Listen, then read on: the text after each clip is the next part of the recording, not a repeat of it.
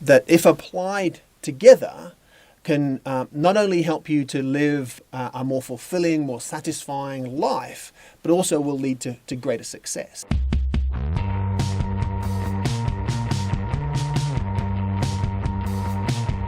Welcome back.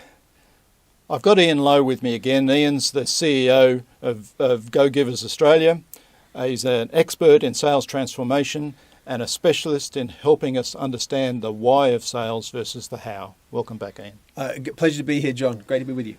To further the question of why, I know you've got 5 laws for sales success. I'd like to get some insight into those and how they actually do drive sales success. What are they? Sure. I'll give you a quick overview of the 5 laws, John. Importantly, the 5 laws, it's like an integrated set of principles that, if applied together, can not only help you to live a more fulfilling, more satisfying life, but also will lead to greater success. And they're really very simple laws. The first law is what we call the law of value. And that simply says to make the purpose of your sales efforts, your sales culture, your sales organization, make creating value for your customers everything that you're about. Right. Yep. Yeah. We've already talked about that. And that's a great start, right? Yeah. The second law is the law of compensation. The law of compensation tells us that in order to be successful in sales, we need to touch lots of people with the exceptional value we provide. So creating value is one thing, but if I only create value for you, John, you're my only customer, chances are I'm not going to be doing that well. True. So yeah. I need to find more of you, and I need to touch more people with the exceptional value. Yeah. Right. The second law tells us that the more we do that, the more we'll be rewarded with a great income.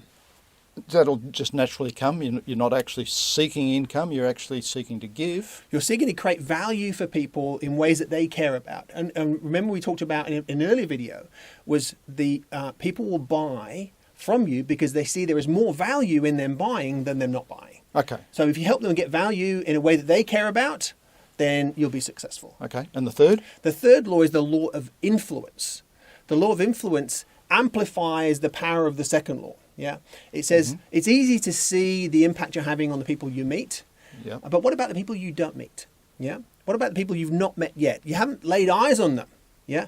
The law of influence talks about extending the reach of your influence beyond the people you've met directly. So this is what I call personal branding and driving out your personal brand Exactly and the domain expertise you've got. Yeah. To a wider audience. Yeah, it creates a sort of a magnetic effect. It pulls people to you, right? You touch people's lives, even though you haven't met them yet, but they've heard about the great things you do. And so the importance of this social engagement, and some people call social selling. Yeah, LinkedIn's a great example. Yeah. The fourth law is the law of authenticity.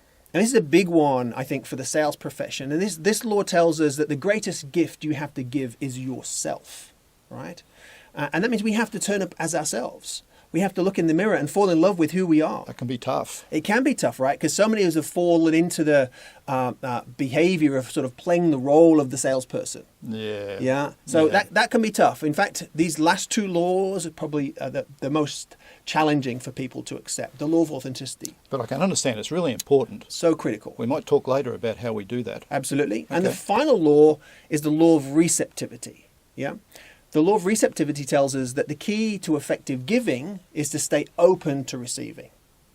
And I guess that's important, because if you're not, you might never get anything back and only give. Exactly right. And it's amazing how many of us are closed to receiving. You know, if you think about it, even a compliment, someone pays you a compliment, it's very easy to brush that off. Oh, no, don't.